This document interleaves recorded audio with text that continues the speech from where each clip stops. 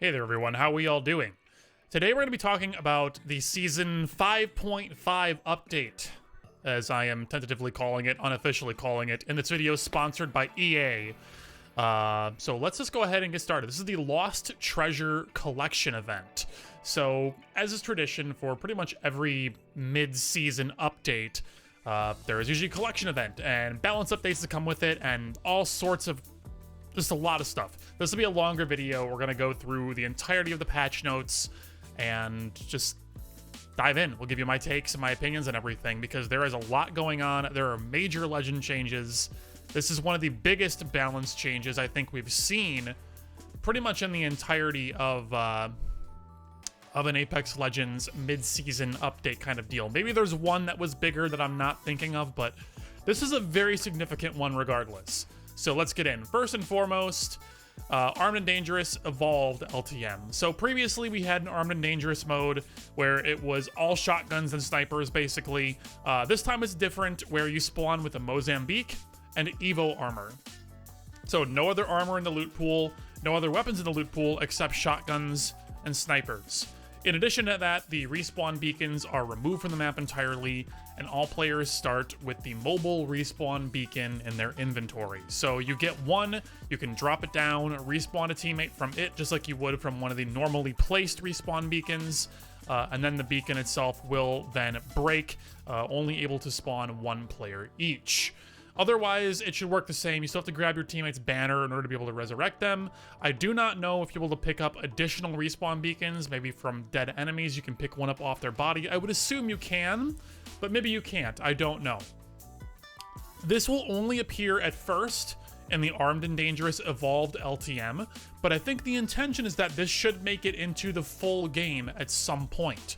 Now, will this be a super rare item that is in the game alongside of the regular respawn beacons, or will they completely replace respawn beacons? We do not know the answer yet. I assume it would be the former, where we would keep the respawn beacon stations, but these would be an additional thing that maybe is a legendary or gold level loot item that you can get, and it'll be very important at the high levels of both ranked and competitive tournament play to give your team opportunities to revive and not be forced to use just one of the very few choke points on the map when you get to later circles like 4 or 5 and beyond, where oftentimes there will not be a respawn beacon available to you. So giving you the option to do that and make those high-risk, high-reward plays by going for a respawn can be really, really interesting. So we'll see what happens in pro-level play for that. I think outside of, Pred-level lobbies, Diamond-level lobbies, tournaments, I don't know how big of an impact that would have on the full game. But it'll be fun to play with it in the LTM and should be pretty neat. We'll give it a try. Next up, there is a Crypto Town takeover. So this will go into the gas station area right outside of Repulsor. This is called Crypto's Map Room. So this is a multi-level area. There is basically, I think, if I'm just looking at the picture here, I think there are 3 outer levels and then 2 different inner levels. So there is a lot of verticality to this place, even if screenshots may not necessarily look like it. This is a pretty big town takeover just in terms of raw size, and I can imagine this could house probably 2 to 3 teams on an initial drop pretty well. I wouldn't want to be a 4th team dropping here by any stretch. And also, I think it's going to be kind of risky dropping here if you see a couple teams going into Repulsor, because if they get good loot, they can slide right down the hill. You can slide right down the hill very quickly, and have a pretty good advantage on you. And if they can set up like a Gibraltar Dome on the ultimate tower there, then, I mean, they can have a very powerful push onto you on a very first rotation into Crypto Town. So I would be wary of dropping here and always be looking to see who is dropping into Repulsor proper. But as for a first rotation, this could be a really, really interesting place to go. Basically what you do here, what the gimmick is here, is you can activate the map room. And it will show you on the map that is kind of overlaid holographically on the ground in the map room itself. It'll show you the active positions of every enemy team in the entire server. I don't know if it's just a single ping where it just shows you where everyone is at, or if it'll give you live updates every X number of seconds for a duration of Y seconds. I don't know exactly how that works. I think it's just a single ping. But regardless, you can see everyone's position in the entire server on that map, which is really, really cool. In addition to that, everyone who gets pinged by it will have a notification that they have been pinged by it. So If you activate it, everyone on the server knows that you're there and you just surveilled them. So it goes both ways. Finally, you also get to see the next ring position when you activate this. So this is very, very cool. It gives you a way to see ring positions without necessarily needing to have a Pathfinder on your team. I know a few videos ago, a few videos for me is a pretty long time, like probably 2 months or so. I had mentioned that Bloodhound and Crypto were possibly going to be getting the Survey Beacon scanning ability. As far as I know, that hasn't come into the game yet. This was a data mined thing that was a potential change that I thought was being pushed to live, but I guess I had conflated it with actual patch notes mistakenly. So as far as I know, it's not currently in the game, and I don't think it's coming with this update. If it is, then it's going to be news to me when we get to it later. But it's cool that Crypto is going to be a secondary option for getting that ring position, at least on this map. So kind of neat. I don't know. We'll see how that goes. Next up, next heirloom is going to be Mirage's trophy. Not much to say here. Check out the Season 5 update video that has been posted on the Play Apex socials everywhere to see it in action and what it looks like and what it does, but it is very silly and cool. But let's get into the actual Legend balance updates. This is going to be the biggest meat and potatoes of this video. So, let me turn this image off because that only needed to technically be up for 6 seconds, and it's been up for about 6 minutes. So I think we can, I think we can safely just let that one go. All right. So Lifeline has received very major changes. I've seen a lot of frustration about this online, and I actually mostly echo that frustration. So let's go through it. Lifeline's passive, her Combat Revive, now replaces Combat Medic. So Combat Medic was a passive that allowed her to self-heal more quickly. Her fast self-heals are gone. Her passive is now, I guess, tied directly into her Q. So in order to access her passive, you have to use your tactical, which is really bizarre to me. It feels like this should just be a function of the Q, of the drone, as opposed to being like its own separate thing. I'm gonna turn this music down. It's kind of bothering me. I don't know. Maybe it'll be too quiet for you guys to hear now. I don't know, but it's really bothering me in my ears. I gotta turn that down a little bit. It's really strange to me, right? Like, she kind of has the Crypto problem now, where if you don't have Crypto's drone because it was shot and destroyed, then Crypto effectively has no passive, right? And now Lifeline fits in that category as well, because without self-heals, or rather the faster self-heals, if she doesn't have her drone up for whatever reason, she has no passive. I mean, she has low profile, which is a debuff, not a buff, and then she has her ultimate, and like that's it. If her ult isn't up and her tactical is on cooldown, she has nothing. So I don't really understand. But regardless, the cool thing about her heal now is that it's on a 45-second cooldown instead of a 60-second cooldown, which is going to be very, very helpful for teams in general. Hopefully that helps to at least a little bit offset the loss of fast heal stuff, but to be completely honest, it will not offset it very much, if at all, in my opinion. That's my prediction. We'll see if that actually comes to fruition or not. The big thing, Doc Drone will revive teammates now. It'll deploy the shield, it'll do the revive for you, leaving you free to either shoot your gun, move around, and head peek, head glitch your own shield, or go and revive a second teammate. The big thing I don't like about all these changes, I mean, on paper, it's really cool. Like there was a big wow factor on seeing this for the first time, but in practice, I'm not looking forward to it, because let's say that your teammates don't really get knocked down too much, or even if they do, they're taking good knocks, where basically they're trading very favorably on an enemy team, and the correct play is to hold W into that team and just clean them up and armor swap them, and then you can go for the safe res right after. Like, this only really helps in super niche third-party situations where a third party is actually patient enough to wait for one team to wipe, and they see that you have a down person, and then they start grenade spamming you when you're trying to res, I guess, or like they line up, you know, a team shot on you right as the Lifeline shield is about to go down from the res or something. I don't know. Like, outside of like weird situations like that, I don't think this is really like that huge of a deal. Like, you're basically relying on your teammates to go down to get any kind of value out of the majority of her kit now. Like, she has nothing that's, like, really super self-sufficient. It's just, like, I don't know. I don't really understand. There's also not really any word on whether or not the blue Lifeline loot pills are still going to be a thing, or if those are just leaving the game entirely. Because the patch notes here say that Combat Medic is being replaced. It says it fully replaces her old passive. I mean, which, if we take the literal meaning of that in the English language, that would suggest that all of that stuff is gone. So blue loot pills seemingly gone, and fast heal's gone. I don't know. I think the character is being shoved very much so into, like, a single-player focused mentality of, like, this would be really cool in a single-player game, where if you're going to have a hero in a single-player game you can pick up, and be like, yeah, I can res 2 people at once, and I can do, like, you know, crazy medic stuff, and I feel like more like a medic. Okay, but, like, is that actually better for the game? Is Lifeline now going to be picked more in pro-level play because she can help revive teammates, like, while being able to shoot still? I mean, is that good enough to make her played in ranked or in tournaments?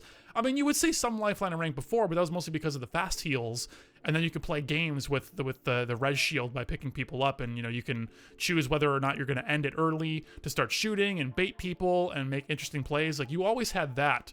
But, I mean, the character was, by and large, not for the vast majority of ranked players. It was only for, like, the super duper crazy insane players who would make just these nutty, like, 1v1 plays utilizing her passive and her hitbox. Like, outside of, like, the 0.1% of players that transcend the character, Lifeline never really made it in tournaments or ranked, and I don't think that this change pushes her into a better state of balance for tournaments or ranked. So, not really sure how that's gonna go, but I guess we'll see. I don't want to stick on Lifeline for too much longer. Her ultimate did get better. It's still not great, but it's better. So if it chooses to spawn small healing items, you'll get 3 times as many. So instead of having just 2 shield cells on it and that's it, you'll get basically 2 stacks of small items, which I'm honestly surprised they didn't do this earlier, because they've had the tech, quote unquote, to do this for a really long time. If you remember way back to, God, my hair is terrible today. If you remember back to when they, oh my God, I'm making it worse. If you remember back to when they, I don't know if this was a limited time mode or just a trial thing they did or what, where care packages spawned at the very start of the game as player spawn of the game. Care packages were, like, either spawning in or already there. There were instances where you would have a gun spawn with 2 stacks of ammo right next to it, so it would be a non-care package gun, it'd be like an R301, and then some light bullets on it, or whatever the case may be, right? So having multiple items on, like, one of the 3 slots has been a thing for a really long time. So I'm honestly surprised that, like, I never thought of this before, or that this didn't come into the game a long time ago to help Lifeline out a little bit and make her care package feel like less of a dud or a brick on average. Also, if it decides to spawn attachments, you get double the attachments. So that means hammer points much more accessible, precision choke much more accessible, even though it only goes on 1 gun still. Double tap, who cares for the most part? I mean, some people care, but the mass majority of people, I feel like, don't. I don't know, it's cool sometimes, but it's really just a sometimes thing and a certain people kind of thing and whatever. But increasing access to hammer points can be very, very scary. Octane. I don't know that I am a huge fan of the Octane changes, so we need to be very clear here. As written, the text reads, upon activation, Octane's stim will remove movement impairing effects. It does not say you are impervious to movement impairing effects during stim's duration. That's what a lot of people are inferring it says. That's not what it says. It says it will remove them upon activation. So let's say that you are standing in caustic gas. If you activate your stim, you will remove the slow from the gas very, very briefly, and then it will be reapplied to you if you still end up in the gas. Let's just assume, I don't know if this is the case, but let's just make the assumption that every time you take a tick of damage from the gas is when the slow effect is also applied by the gas. So if you were to time it, where you were to take a tick of gas damage and then instantly press your stim button, and try to run through. Depending upon how thick the gas is and, like, you know, if you're like running through an ult or just like a trap that's just starting to expand or whatever the case may be, or maybe if you're at the very edge of the radius, I should say, maybe you'll run through scot-free and have the full movement bonus. But if you take that second tick, all of a sudden you're right back down with that movement impairing effect, and it's basically just disabled your stim. So I don't understand how this is different than the old functionality. I don't know that this is necessarily different, but they're writing it as a patch note as if this is new and a buff, when really it seems like absolutely nothing at all. I thought that Octane already kind of did exactly that before. What would make more sense to me is if Octane, while stimmed, just straight up ignored the effects, period, end of discussion. Like, I don't see why that can't be a thing. Octane is already probably the worst legend in the game now that Mirage has gotten his buffs and is actually somewhat playable, at least in casual. I don't know, man. Like, sure, you get 10% more sprinting speed with the tactical, which is nice, but you're still damaging yourself a lot. You're still playing, you know, effectively a legend with 10 to 20 less HP than any other legend in the game because you're going to be stimming a lot. And if you're not stimming all the time, then why are you playing Octane, kind of? You know, like, the whole fun of Octane is press Q, go fast, right? That's why I play Octane, because press Q, go fast equals fun. So, like, I go faster, but I'm still going to be way down on health. Maybe if I'm going to be moving faster in general with the stim, I won't feel the need to press the button as often, but let's be serious. I'm going to press it just as much as I always do because go fast is fun. So, I don't know. Octane doesn't ever seem like he's going to be a tournament or Predator level ranked lobby viable legend in most cases, unless you're like the 0.1% player who transcends the character and is just a god no matter what they play. Like, unless you're that person, for the majority of people out there, I don't see it. I really don't see it. So, I don't know. We'll try it. It's more sprint speed is cool.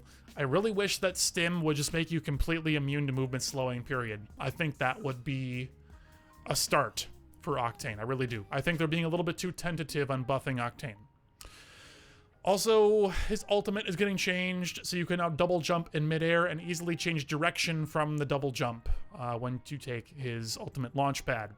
Pretty cool. The examples shown in the developer diary thingy that was released today were less than inspiring.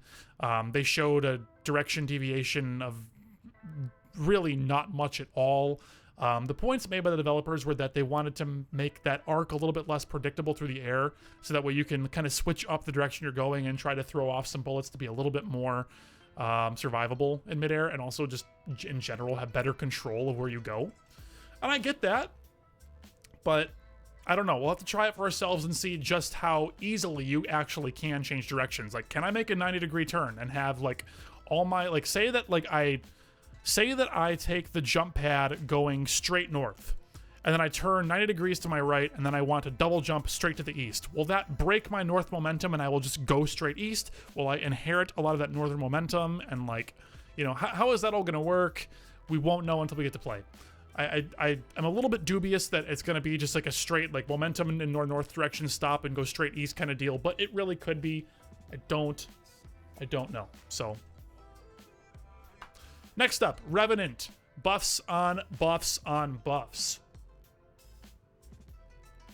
I wish I got more water before doing this. Oh well, we'll just power through. Your tactical ability.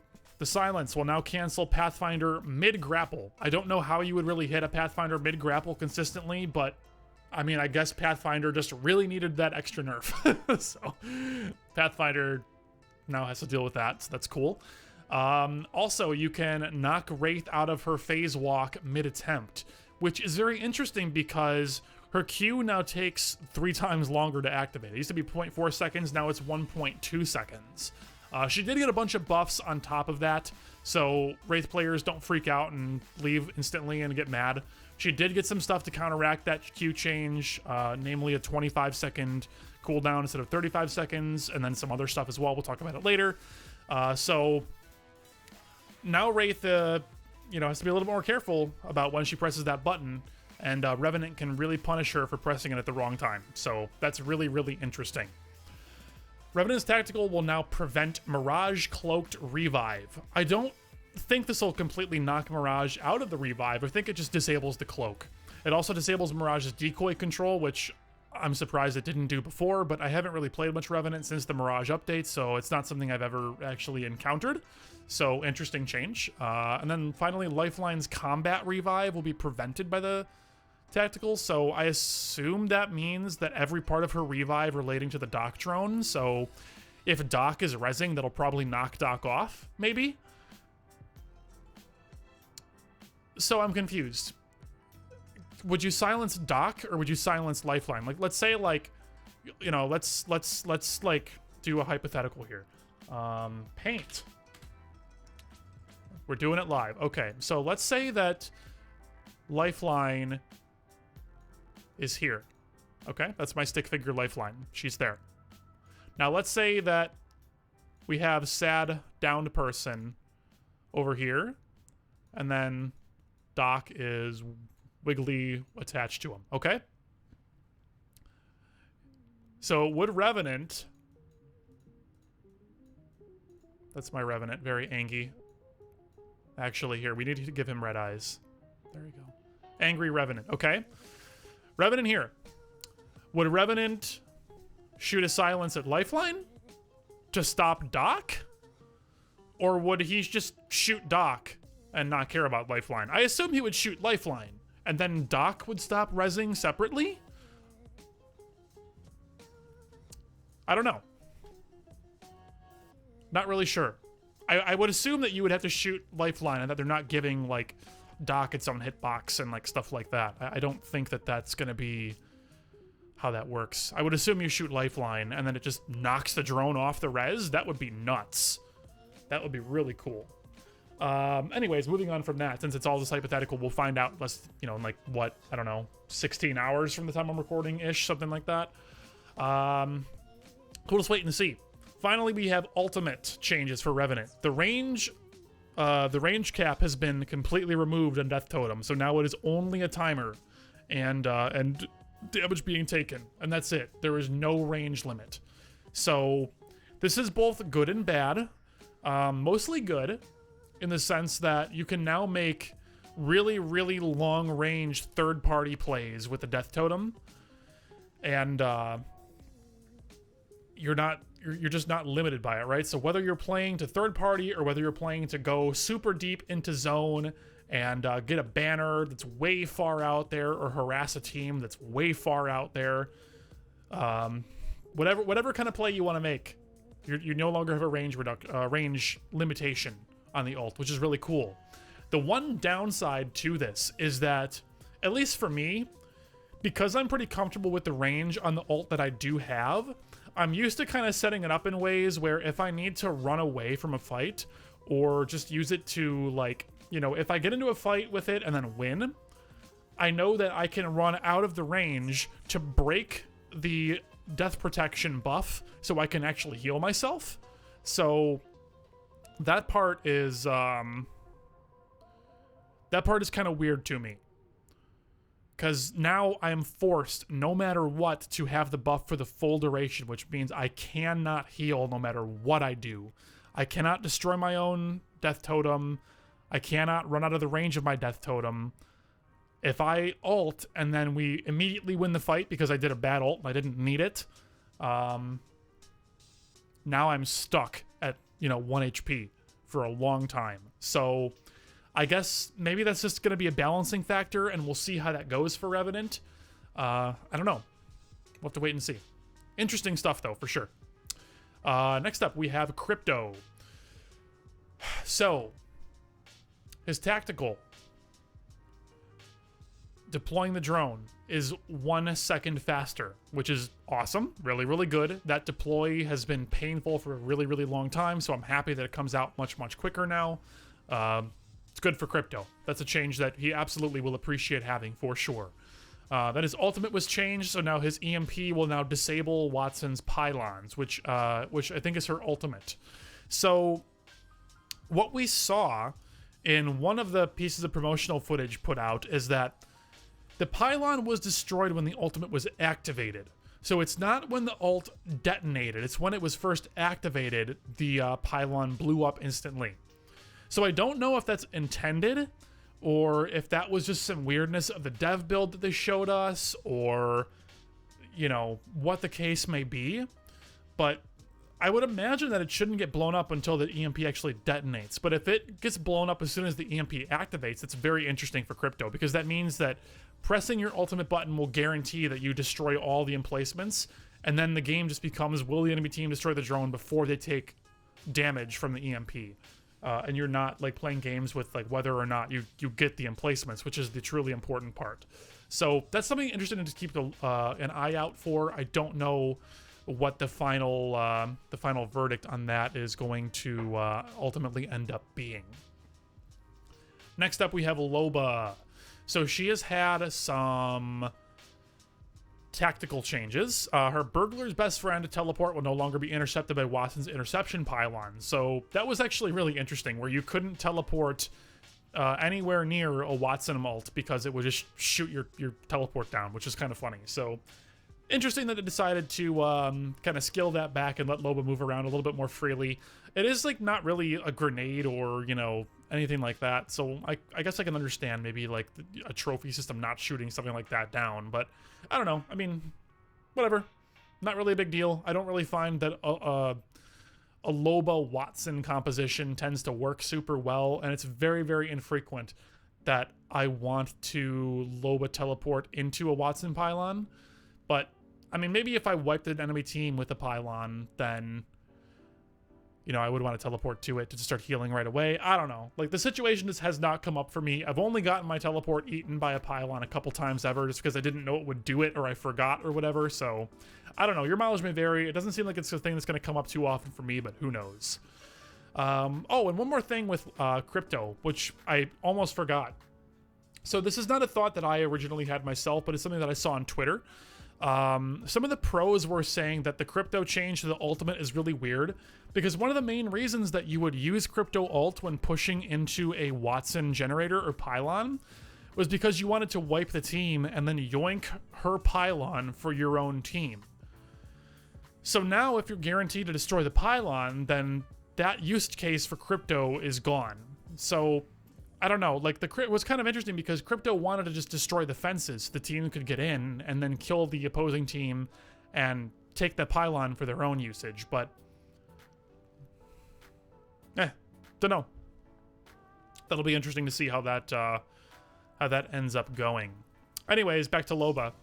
Her ultimate will now only pick up 1 stack of ammo rather than 1 stack plus the amount that was required to fill whatever partial stack you had in your inventory. Okay, so you're just getting less ammo in general off her ult. I guess that's like more of a bug fix than anything. I don't know if that's like truly a balance thing or a bug fix or what. Honestly, not a big fan. Using Black Market Boutique for ammo and getting a bigger chunk, I think was fine. I don't know that I'm a huge fan of this change. I don't think Loba was like super insanely strong anyways, but whatever. Loba's ultimate accelerants now give 20% ult charge, up from 17.5.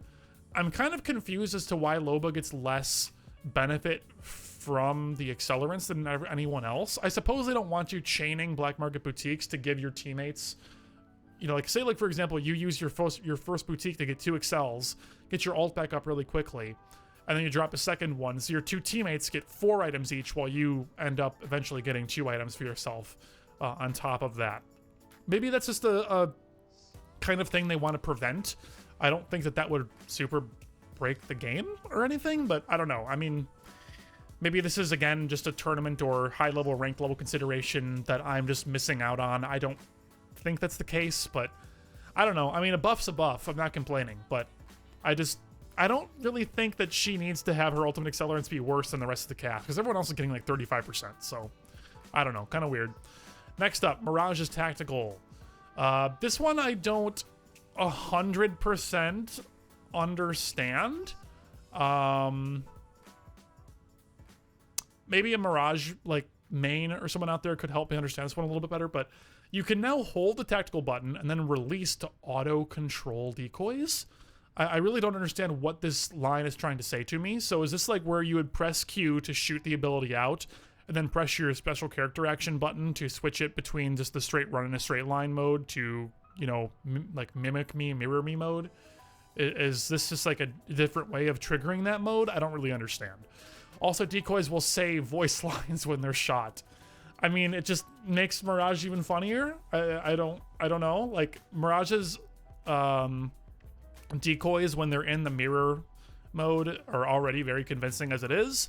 So, I mean, I don't think this is going to make them more convincing. I think it's just going to add insult to injury more than anything, but I think that's fine. Mirage is passive. When he's cloaked, his hollow emitters will be visible to players that are less than 5 meters away. Not sure how I feel about that change. I mean, I don't know. I've been in a few situations where Mirage was reviving literally right next to me and I couldn't find them because I'm dumb and blind and old. So I guess this will help me to like see like, you know, glowy blue light and shoot glowy blue light. I don't think he needed the nerf, but okay, sure, whatever. Skydive will now create decoys for the entire squad when still skydiving with your squad. Now that is more interesting. What would be really cool is if he had full control of the decoy squad while diving in, right? So if he could make it look like you're dolphin diving and you're actually moving and you look like an actual squad sticking together, right? That would be really cool. If you could drop your decoy while skydiving and then switch to the control mode, and while your jump master is jumping you in, you like, you know, are basically controlling that second team like remotely. That would be really cool. That's something that I would love to see. That would be so infuriating to play against, because I would be like, oh my god, there's like 7 teams dropping it at Octane and not want to go there. And then when it turns out there's like 2 teams there, and it's like, oh, well, we could have dropped there, and you know. So I don't know, like, just something to think about. Could be really cool if it works that way. I don't think it will, but would be neat for sure. Oh god, these are long patch notes. I want to be done talking. It's already been over a half hour. Go faster, go faster. Okay. Gibraltar. Fast heals are slowed down instead of the dome shield. So instead of being 25% faster, they're 15% faster. Respawn is really pushing for fast heals to just kind of go out of the game. I don't really know that I necessarily agree. I thought it was great how it was with Lifeline having it. And then if Gibraltar's just got slower while Lifeline kept hers, I think that would have been fantastic. But Gibraltar's are getting slower as well, so now he revives teammates faster while in the dome, just like he did before. He causes the entire team to heal faster inside the dome, just like he did before. His resurrections are generally safer than Lifelines ever were. I mean, Gibraltar is just in still an insane place and just really pushes Lifeline to the wayside. Like, now that Lifeline doesn't have the fast heals and her ability set is almost reliant upon your team dying to even do anything, I struggle to find a reason to want to ever play Lifeline ever again. I strongly disagree with the Lifeline changes that have been happening in this patch notes so far, in these patch notes, excuse me, and yeah, I don't know. I mean, I already played a lot of Gibraltar, so, you know, I guess, you know, the little bit of time I had digging on Lifeline is just over, so we'll see what happens. I don't know. Gibraltar being brought down and down and down, I think, is going to be good and healthy for the game. We'll see where he goes here. Hopefully he's, like, pretty balanced by this point. Yeah, I don't know. I think Gibraltar's probably fine with this. I don't know that I would bring him down too much more. We'll see. Caustic, pretty big change. So caustic barrels can now be shot and destroyed before they are fully inflated. I understand that this is probably really good for the game. It's not the change that I wanted to see, but it helps Caustic's traps to be used less like grenades, and they're less usable offensively, and they're more like a hard defensive tool. I mean, realistically, you can still use them offensively. It's just more about timing and positioning than anything else. So, I don't know. Like, I think you can still make timing plays where, like, Caustic tosses in a trap as if it's a grenade, kind of, and then like you have a teammate push at the same time as that trap is going to be hitting the ground, so that way you can catch enemies looking at the trap to try to shoot it right away, and then they're not looking at your teammate, which just walks in and peeks the corner and lights them up. So that's a play you could make before, but I think you might be a little bit more reliant upon now. So Caustic might need to work a little bit more with the team, as opposed to just being haha Gasman go psst all the time. So I mean, it makes the character a little bit less brain dead. You have to think a little bit harder. I don't know. We'll see how it goes. I was always asking for the exact opposite, where like Caustic could shoot his barrel before it's fully inflated to guarantee that it goes off.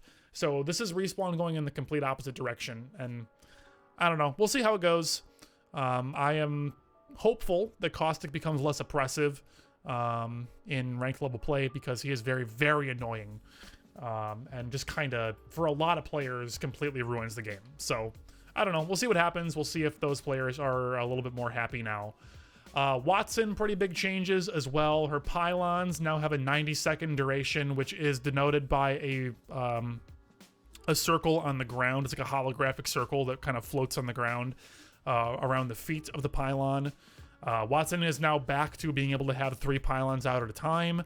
I don't know if the shield regeneration rate stacks if you have 3 pylons within radius of 1 legend at the same time, if they get triple the shield heals. I don't remember how that worked back in the day of Watson's launch, so I don't know what to expect for Watson going back to having 3 pylons out.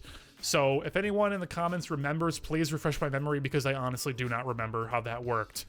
But Watson also has, I don't know if this is technically considered a passive or what, but she exclusively can stack 2 ultimate accelerants per inventory slot as opposed to 1. So the intention here per the devs is that they want Respawn wants Watson players to have to work a little bit harder to have pylons up, quote unquote, indefinitely, like they used to be able to.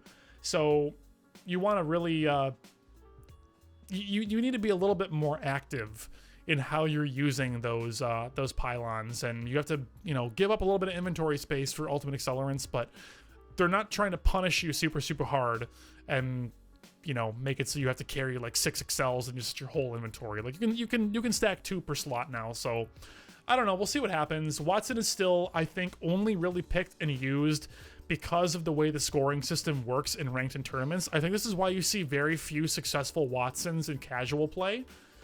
Just because you don't need her to be successful, and like the goal is just to hold W and win, and like just have a high octane, fun, high fragging, move fast kind of game for most players. Having like, you know, like being like a team that is super defensive and slow and campy in casual play, I mean, it happens fairly regularly, but it's just not something that you really need to do. And I just see teams like gravitating less and less towards Watson in casual play, if they're going to try to be like sweaty casual players. I don't know. I think that you'll just see her relegate more and more to ranked, as long as the points progression in ranked and in tournaments works the way it does. Like, placements and long survivals are oftentimes preferable to super high kill games. Not always, but often. Next up, we'll go on to Wraith. She's got some pretty major changes here. So her phase walk takes 1.25 seconds to enable, up from 0.4 seconds, which is just a little bit over 3 times the duration for activation time. So she has a new animation for activating the phase walk to go along with the much slower activation time now. And she will also receive a 20% movement speed penalty while activating phase walk. So that is that's a pretty major change. Now there is a sub note here where if you're already in the process of like holding your arm out to run with the phase portal, then this does not affect activating phase walk after you're starting up the portal. So I assume this means that you still have a 0.4 second phase walk activation and you ignore the slow, I would assume. But I guess we'll see once it launches tomorrow. While you're in the phase walk, Wraith gets a 30% move speed boost. So now this goes back to Wraith being able to press the button to go a little bit faster, and it's almost like a pseudo stim. Back in the day when the game first launched, I would always be using Wraith's phase walk pretty much on cooldown just because it would speed me up and I could go faster and faster and cover the map more quickly.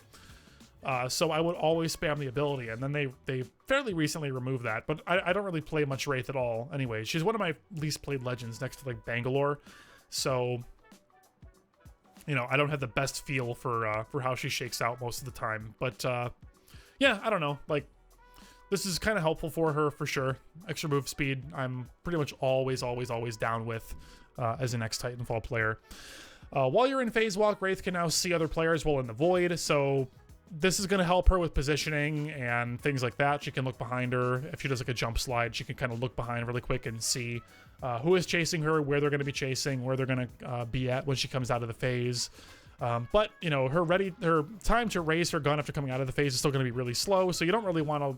You're not really going to be able to pre-aim somebody while you're invincible and invisible and then just, like, come right out and start shooting them instantly. There's still that long, like, weapon-ready animation before you can shoot, so, I mean, pretty balanced. It just lets Wraith have a better idea of what kind of situation she's going to be in when she comes out, so she's got a little bit more time to think and kind of get herself set up and ready to fight again. Phase walk now lasts for 4 seconds as opposed to 3. Not really sure how much this will change the character. I'm gonna leave it up to the commenters and the actual Wraith players down there to let me know what you think about this one, because again, I don't play very much Wraith, and when I do, it's just once in a while and casual, and that's pretty much it. So I don't have the best feel for her here.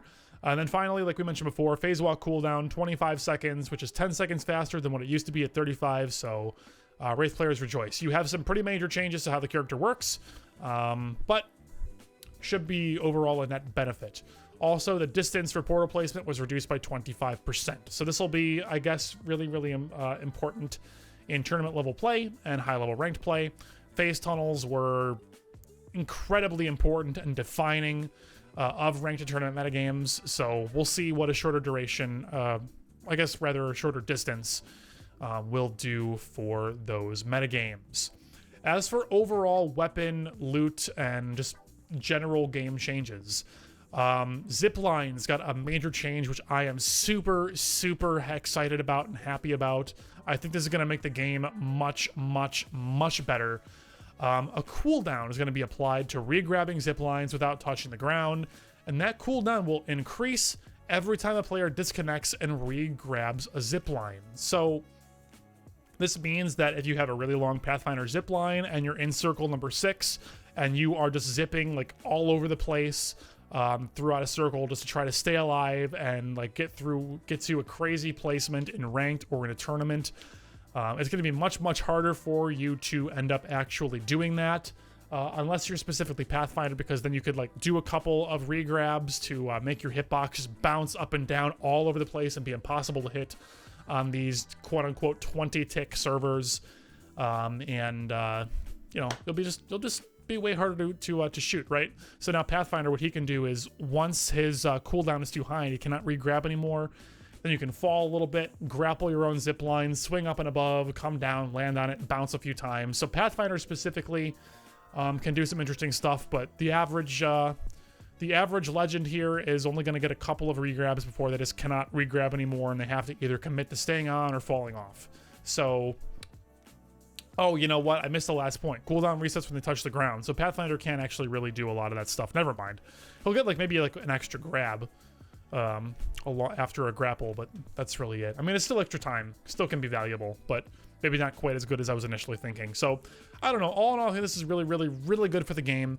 It's super annoying when, like, say, for example, you're in, you know, a 3v3 fight, and you wipe 2 of the opposing players, and there's 1 left, and they get on a zip line going away from you, and they just go up and down, bounce randomly for, like, 50 meters away from you. And it's just so hard for your entire team shooting at them to get enough damage on that player to down them and finish off the squad, and they just end up getting away from you. It's really annoying, and it just feels like anti-fun. It's like, it's not like a good movement tech or a skilled thing to do. It's literally just like mashing use jump, and just like, you know, clawing your keyboard and just mashing the 2 buttons at the same time. And that's really all that you do, right? It's, you know, maybe you switch up the timings a little bit here and there, but that's really it. So I think this is overall a good change for the game. Makes it less spammy, and for people who maybe can't mash like that, that just means that they're not at an inherent disadvantage because they can't do like a simple mashing thing like that for whatever reason. I think this is a change that kind of goes along the same vein as the Hemlock single fire change way back in the day. I think this is good for the game. Let's move on to the Havoc. Greatly increased recoil on the initial shots of a burst. I think it's a very up and to the right recoil on the first few shots. And then your magazine size went down from 32 to 28. good changes. Havoc needed those nerfs. We'll see how it feels in the new update. Sentinel, faster rate of fire, yay. Energized duration up by 30 seconds, so you now have 2 minutes of charge time if you don't take any shots, yay. Quality of life, teammates can ping friendly caustic traps, yay. New health bar for users who are in Revenant shadow form, yay. Map rotation times are now even between Kings Canyon and World's Edge, kind of yay. Railings that were not climbable are now fixed, yay, big yay. So a lot of the new areas on Kings Canyon, the railings were just simply not climbable and they would fall off and it was really frustrating, and that's fixed. Good. Anything else in here that I particularly really care about? Fix an issue with players being able to move at walk speed while downed. Cool. That bug has been in the game a few times now. Hopefully it is done forever. Ninja controller layout and death boxes bugs are fixed. I've gotten so many messages about this. Thank you, devs, for fixing. I appreciate you. Treasure pack message appearing after every match is now gone. Yay. Thank you, devs. Super cool. Appreciate you. Crypto. Fix an issue with Crypto's drone flying without input if the user started to sprint by use of double tap to sprint option. Interesting. Did not know this was a thing. Okay, cool. Lifeline changes. Lifeline Joe getting stuck in the air after collision with an Octane jump pad. That's really funny. Never saw that happen. What else? Just kind of reading this here. Sorry. Loba ultimate fixes just with placements. Okay, cool. Whatever. Mirage. Decoy not being able to crouch walk through certain areas fixed. Mirage decoy is playing fall animation when the player is falling. There was an issue about that. Whatever. Okay. Fix an issue with Mirage couldn't control his decoy after being silenced, so that was a bug, which is fixed. Okay, cool. Cool. Fix an issue with Octane bounce pads deleting other Legends abilities. Cool. Fix an issue with Octane jump pads disappearing when other Legends tacticals interact with it. Cool. Octane jump pads were disappearing like crazy for like a really long time, so that's really awesome. Why did the music stop playing from the artist I was listening to a new artist? Well, I hope I don't get copyrighted for that because Spotify decided to change artists. Why would it do that? That's stupid. Anyways, let's see. What else? Pathfinder. Fix an issue with Pathfinder's grapple not allowing running if a failed deploy occurred. I never saw this bug, but okay, interesting. Fix an audio issue with survey beacons being too loud when used. I saw a lot of people super happy about that because their ears got blown out when they activated a survey beacon, so that's super rad. Revenant. Fix an issue with Revenant's death totem not being rendered from over 200 meters. Interesting. Never noticed this before. Good to know. Fix an issue with Revenant's audio for his tactical cutting off halfway through its playback. Never experienced that, but cool. And then Wraith had an issue fix where she was not able to heal after getting knocked and going through a Wraith portal. Interesting. I think I have seen this a few times, so this is really good to see a concrete fix for.